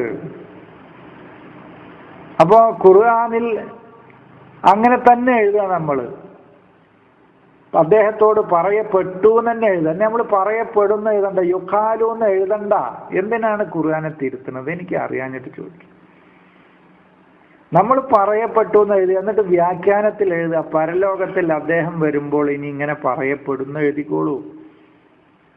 കാല, അദ്ദേഹം പറഞ്ഞു എന്നില്ലോടത്ത് പറഞ്ഞു എന്ന് തന്നെ എഴുതുക. എന്നിട്ട് എഴുതുക, ഇനി അദ്ദേഹത്തെ പരലോകത്ത് വിചാരണ നടത്തി സ്വർഗത്തിലേക്ക് പ്രവേശിപ്പിക്കപ്പെടുമ്പോൾ അദ്ദേഹം പറയും, യാ ലൈത ഖൗമി യഅലമൂൻ, എന്റെ ജനങ്ങൾ ഇതൊന്നും അറിഞ്ഞിരുന്നെങ്കിൽ എന്ന് പറയും എന്ന് നമ്മൾ പരിഭാഷയിൽ, വ്യാഖ്യാനത്തിൽ എഴുതിക്കോളൂ, വിശദീകരണത്തിൽ എഴുതിക്കോളൂ. അതിന്റെ പരിഭാഷ നേരിട്ട് അതിന്റെ അർത്ഥം തന്നെ കൊടുത്തോളൂ, എനിക്ക് തർക്കമില്ല. ഹൽ യൻദുറൂന ഇല്ലാ അൻ തഅതിയഹുമുസ് സാഅത്തു ബഗ്തതൻ, ആ നിമിഷം പെട്ടെന്ന് വരുന്നതിനെയാണോ അവർ കാത്തിരിക്കുന്നത്? വഖദ് ജാഅത് അശ്റാത്തുഹ, അതിന്റെ ഷർത്തുകളൊക്കെ വന്നിരിക്കുന്നു. ഇനി ഖിയാമത്ത് നാളിന്റെ ഷർത്തുകൾ ഒക്കെ അവസാന കാലത്ത് വരുന്ന എന്തിനാ നമ്മൾ എഴുതുന്നത്? ജാഅത്ത് അശ്റാത്തുഹ, അതിന്റെ ഷർത്തുകളൊക്കെ വന്നു, നിബന്ധനകളൊക്കെ വന്നു കഴിഞ്ഞു. അപ്പൊ അതിന്റെ നിബന്ധനകളൊക്കെ വന്നു കഴിഞ്ഞു എന്ന് തന്നെ നമ്മൾ എഴുതിയാൽ മതി. എന്നിട്ട് വിശദീകരണം എഴുതുക, അവസാന കാലഘട്ടത്തിൽ ഖിയാമത്ത് നാളിന്റെ അലാമത്തുകളൊക്കെ വരും, അശ്റാത്തുകളൊക്കെ വരും. ഇന്നലെ വരെ ചെരുപ്പിടാത്ത ആളുകൾ ഇന്ന് ബിൽഡിങ്ങുകൾ, കെട്ടിടങ്ങൾ ഉണ്ടാക്കണതിൽ മത്സരിക്കും. വാദ്യോപകരണങ്ങൾ വരും, പാട്ടുപാടുന്ന പെണ്ണുങ്ങൾ വരും. അങ്ങനെയൊക്കെ എത്രയൊക്കെ അന്ത്യനാളിന്റെ അടയാളങ്ങളില്ലേ? എന്നിട്ട് ആ ഹദീസും കൊടുത്തിട്ട് വ്യാഖ്യാനം എഴുതിക്കോളൂ, എനിക്കൊരു കുഴപ്പമില്ല. പക്ഷേ വഖദ് ജാഅത്ത് വന്നു കഴിഞ്ഞു, അശ്റാത്തുഹ, അതിന്റെ ഷർത്തുകളൊക്കെ വന്നു കഴിഞ്ഞു. ഇനി ആ സാഅത്ത്, ആ നിമിഷം പെട്ടെന്ന് വരുന്നതിനെയാണോ, ആ സമയം പെട്ടെന്ന് വരുന്നതിനെയാണോ ഇനി അവർ കാത്തിരിക്കുന്നത് എന്ന് എഴുതിക്കോളൂ. 1400 കൊല്ലമായിട്ടും ഖിയാമത്ത് നാൾ വന്നിട്ടില്ല എന്നുള്ളത് വേറെ കാര്യം കേട്ടോ, അത് പോട്ടെ, അതിന് നമ്മൾ തർക്കത്തിന് എടുക്കണ്ട. അവരോട് ഇനി ആ പ്രവാചകന്റെ പ്രബോധിത സമൂഹത്തോടാണ് ഈ ആയത്ത് പറയണത് നിങ്ങൾ നോക്കണം. പ്രവാചകന്റെ പ്രബോധിത സമൂഹത്തോടാണ് പറയണത്. ഇനി അത് ആ സാഹത്ത്, അതൊക്കെ സാഹത്ത് എന്താണെന്നൊക്കെ പിന്നെ വിശദീകരിക്കും, ഇപ്പൊ പറയണില്ല. പരലോകാണെങ്കിൽ പരലോകം ആയിക്കോട്ടെ, എന്തോ ആയിക്കോട്ടെ, ആ സമൂഹത്തോടാ പറയണത്. പെട്ടെന്നായിരിക്കും അതിന്റെ ഷർത്തുകളൊക്കെ ഇപ്പൊ വന്നു കഴിഞ്ഞു. പക്ഷെ നമ്മുടെ പണ്ഡിതന്മാർ, നമ്മുടെ മഹാന്മാരായ പണ്ഡിതന്മാർ എന്ത് വിശദീകരിച്ചു? അല്ല ജാഅത്ത് അശ്റാത്തുഹ എന്ന് പറഞ്ഞു, അതിന്റെ ഷർത്തുകളൊക്കെ വന്നു കഴിഞ്ഞു എന്ന് അല്ല പറഞ്ഞു. ഇവര് പറയണ വന്നിട്ടില്ല, അത് ഖിയാമത്ത് നാളിന്റെ അവസാന കാലഘട്ടത്തിൽ ഇനി വരും. ജാഅത്ത് എന്നില്ലോടത്ത് തെജീവു എന്നാണ് വേണ്ടത്. അല്ലാഹ്ക്ക് എന്തോ തെറ്റിപ്പോയതാണ്, എന്താ ചെയ്യ പാവം എന്ന രൂപത്തിലാണ് നമ്മുടെ പണ്ഡിതന്മാരുടെ വ്യാഖ്യാനവും വിശദീകരണവും. അള്ളാഹ്ക്ക് വഖത്തജീഉ എന്ന് പറയാൻ കഴിയില്ല. വഖത്തജീഉ അത് വരിക തന്നെ ചെയ്യും. അശ്റാത്തുഹ അതിന്റെ ഷർത്തുകൾ വരിക തന്നെ ചെയ്യും എന്ന് പറയാൻ കഴിയില്ല. എന്താ ചെയ്യുക? അള്ളാഹു പറയണത് വഖദ് തീർച്ചയായും ജാഅത്ത്, ഖദ് എന്ന് പറഞ്ഞാൽ ശക്തി കൂട്ടാനാണ്. ഖദ് തീർച്ചയായും ജാഅത്ത് വന്നു കഴിഞ്ഞു, തീർച്ചയായും വന്നു കഴിഞ്ഞു എന്നാണ്. ദൈവദൂതന്മാര് വന്നു, ദൈവത്തിന്റെ സന്ദേശങ്ങൾ വന്നു, സത്യത്തിന്റെ പ്രവർത്തനങ്ങൾക്ക് റിസൾട്ടുകൾ കിട്ടിത്തുടങ്ങി. ഇങ്ങനെ ലോകത്ത് അങ്ങനെ പലതും വന്നു കഴിഞ്ഞിട്ടുണ്ട്, ഇത് നടപ്പിലായിട്ടുണ്ട്, ഇതൊക്കെ ആയിട്ടുണ്ട് എന്നാണ് അള്ളാഹു പറയണത്. എന്തോ ഇനി അപ്പൊ നമ്മൾ പറയണത് ഇവിടെ നമ്മൾ കുല്ലമാ റുസിക്കു എന്ന് പറഞ്ഞാൽ അവിടുന്ന് അങ്ങോട്ടാ പോകുന്നത്. കുല്ലമാ റുസിക്കു മിൻ സമറത്തിൻ റിസ്കൻ, അവർക്ക് ഈ പ്രവർത്തന ഫലങ്ങളിൽ നിന്ന് ഓരോന്നും നൽകപ്പെട്ടപ്പോൾ, റിസ്കൻ ഓരോ ഫലവും, ഏതേത് ഫലങ്ങളെന്നും ഇന്നത് എന്നില്ല, ഇന്ന കൃത്യമായി പറഞ്ഞിട്ടില്ല. റിസ്കൻ അരിസ്ക്കാന്നല്ല, കൃത്യമായ ഒരു റിസ്ക്കല്ല, ഏതേത് ഫലങ്ങൾ അവർക്ക് നൽകപ്പെടുമ്പോഴും, ഒരു നൽകപ്പെടുമ്പോഴും ഖാലു അവര് പറഞ്ഞു തന്നെ പറയാം നമ്മള്, ഹാദല്ലദീ റുസിഖ്നാ മിൻ ഖബൽ, ഇത്തരം പ്രവർത്തനങ്ങൾക്ക് ഫലങ്ങൾ മുമ്പ് നൽകപ്പെട്ടിട്ടുണ്ടല്ലോ. വഅ്തു ബിഹി മുതശാബിഹൻ, അവർക്ക് സദൃശമായത് നൽകപ്പെട്ടിരിക്കുകയാണ്. വലഹും അവർക്കുണ്ട് ഫീഹ അതിലുണ്ട് അസുവാജുൻ സൗജ് അസുവാജ്. ഇവര് പറയണ എന്താന്ന് പറഞ്ഞാൽ സ്വർഗത്തില് പരലോകത്തിൽ സ്വർഗത്തില് ഹൈലും നിഫാസും ഒന്നും ഇല്ലാത്ത നല്ല പെണ്ണുങ്ങളുണ്ട് എന്നാണ് എഴുതിയിട്ടുള്ളത്. ആയിക്കോട്ടെ, അതിനും കുഴപ്പമൊന്നുമില്ല. നമ്മൾ തർക്കിക്കാനോ വക്കാണത്തിനോ വാഗ്വാദത്തിനോ ഒന്നുമില്ല. അതാണ് അർത്ഥം ശരിയെന്ന് വിചാരിക്കുന്ന ആളുകൾ പരലോകത്തില് ഹൂർലിങ്ങളായ മെൻസസോ ഹൈലോ നിഫാസോ ഒന്നുമില്ലാത്ത നല്ല പെണ്ണുങ്ങൾക്ക് വേണ്ടി കാത്തിരിക്കുക, കുഴപ്പമൊന്നുമില്ല. അത് കിട്ടുമ്പോ അതും സ്വീകരിക്കുക.